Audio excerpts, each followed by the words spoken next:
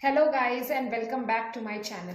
This is Shreya Mane और आज के वीडियो में हम क्विकली देखेंगे कि एक यूरो की कीमत रुपीस में ज़्यादा क्यों है एक डॉलर से। क्योंकि हमें लगता है कि डॉलर तो बहुत स्ट्रांग है, बट अगर हम रुपीस में देखेंगे तो यूरो ज़्यादा क्यों लगता है और डॉलर क्यों कम लगता है। सो ये क्विकली हम जानेंगे इस वीडियो में। So let's get started to the video. हमें आज पता है आज एक यूरो की कीमत है 93 पॉइंट समथिंग रुपीस और एक डॉलर वही 83 पॉइंट समथिंग रुपीस में आता है। यानी अराउंड हम देखते हैं कि 10 रुपीस का डिफरेंस हमें देखने को मिलता है। तो जब हम देखते हैं कि एक नेशन में एक ग्लोबल करेंसी के रूप में डॉलर को देखा जाता है, ये हम एक्सचेंज रेट में बहुत यूज करते हैं। क्योंकि डॉलर स्टार्टिंग से ही जब वर्ल्ड वॉर 2 के बाद ऐसी पॉलिसीज और सिचुएशंस आई जिसमें यूरोप से ज़्यादा यूएसए की जो डॉलर है वो एक स्ट्रॉन्ग करेंसी बन के सामने आई, जहाँ पे लोग यूएस के इकोनॉमी में ज़्यादा भरोसा करने लगे, गोल्ड के ऊपर डॉलर को प्रायोरिटी देने लगे। और आज हम कंज्यूमर मार्केट यूएस में ज़्यादा होने के कारण यूएस डॉलर जो है वो बहुत ही ज़्यादा हम यूज़ होता हुआ देखते हैं और इसलिए वो डोमिनेंट करेंसी बन के हम as a exchange rate parameter उसको लेते हैं। इंडिया भी यूएस डॉलर और अन्य 5 करेंसीज यूज़ करती है अपने फॉरेन रिजर्व्स में एज अ ट्रेड के लिए। और वैसे ही बहुत सारी कंट्रीज़ भी यूएस डॉलर यूज़ करती है। बट ये जो एक्सचेंज रेट होता है, जैसे 1 रुपीज़ यूरो से कंपेयर करते हैं, डॉलर से कंपेयर करते हैं, तो वो कैसे होता है हम क्विकली देखते हैं।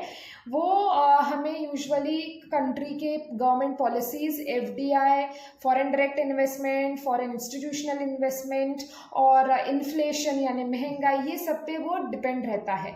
तो इसी को मद्देनजर रखते हुए 1999 में यूरोपियन कंट्रीज़ ने एक यूनियन बनाया जिसमें उन्होंने एक यूरो नामक कॉमन करेंसी अडॉप्ट की अपने आप के लिए, जो यूरो करेंसी किसी भी एक गवर्नमेंट से चलती नहीं है। जो बहुत सारी यूरोपियन कंट्रीज की पॉलिसीज जो है अंडर यूरोजोन, उसके तहत वो पॉलिसीज से रन होने वाली एक करेंसी यूरोपियन कंट्रीज ने इंट्रोड्यूस की। तो जब हमने देखा कि यूरोपियन कंट्रीज जो कि ट्रेड और कॉमर्स को प्रमोट करने के लिए एक ऐसी करेंसी ला रहे हैं, तो उन्होंने पहले ही, क्योंकि डॉलर स्ट्रांग था, तो एक परसीवेंस लोगों की एक समझ बनाने के लिए एक यूरो की कीमत पहले ही एक डॉलर से ज़्यादा रखी। यानी एक यूरो में हम लोग 1.16 डॉलर्स खरीदी कर सकते हैं। तो उन्होंने इंट्रोड्यूस करते समय ही एक यूरो की कीमत एक डॉलर से ज़्यादा रखी, जिससे क्या हुआ, उनका जो स्टोर वैल्यू है उनके यूरो का, वो लोगों को परसीव करने में ज़्यादा लगता है। यानी यूरोपियन करेंसी में जो उनकी यूरो कॉमन करेंसी, उसमें लोगों का एक विश्वास या फिर एक डोमिनेंस ज़्यादा दिखे कि हम आज भी यूरोपियन यूनियन का जो यूरो है उसकी वैल्यू हम यूएस डॉलर से ज़्यादा देखते हैं।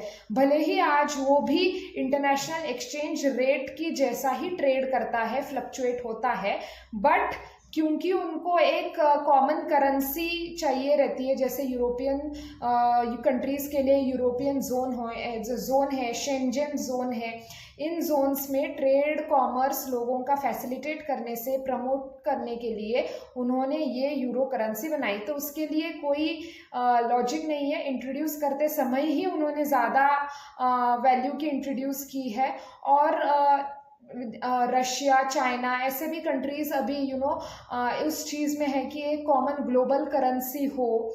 तो वैसे में एक यूरोप एक अपना छाप बनाना चाहता है, फुटप्रिंट बनाना चाहता है, और डॉलर को एक डोमिनेंस से रोकने के लिए ये बाकी कंट्रीज की टैक्टिक्स हम कह सकते हैं, जो कि इवेंचुअली कुछ इम्पैक्ट नहीं करती, क्योंकि जो फ्लक्चुएशन रेट है वो सेम ही रहता है सभी कंट्रीज के लिए, करेंसी के लिए, with respect to dollar. So this is the story.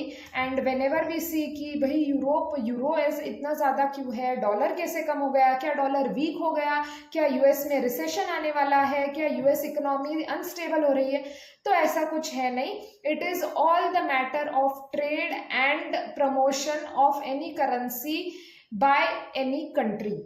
So that's it for the video, guys. Thank you for watching this video. Hope you like this, and if you like the information, subscribe to my channel below, and thanks for watching.